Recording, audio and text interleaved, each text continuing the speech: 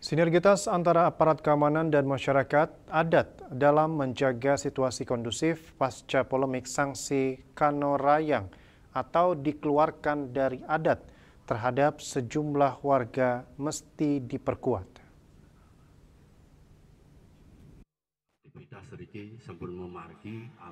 PLH Kasubdit 3 Dintelkam Polda Bali dalam arahannya menegaskan bahwa Polda Bali menghormati hukum adat sepanjang tidak bertentangan dengan hukum positif. Ia juga mengingatkan agar seluruh pihak menghindari provokasi serta bersama-sama menjaga keamanan demi citra pariwisata Nusa Penida. Hal senada disampaikan Kasat Intelkam Polres Klungkung yang menekankan pentingnya menjaga persatuan kerama adat dan bijak menggunakan media sosial.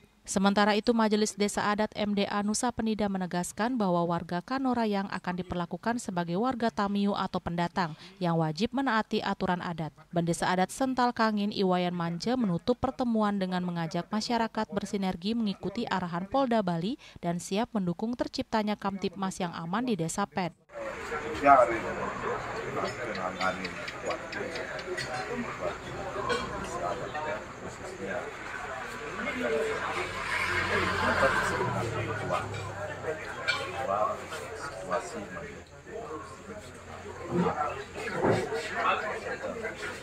harapan dan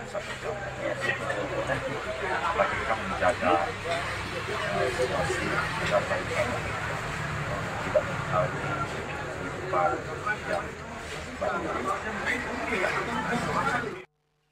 Kehadiran Polda Bali diapresiasi sebagai langkah nyata dalam membangun komunikasi yang menyejukkan, sekaligus memperkuat kepercayaan masyarakat bahwa keamanan Bali, khususnya Nusa Penida, menjadi perhatian serius kepolisian demi kenyamanan bersama.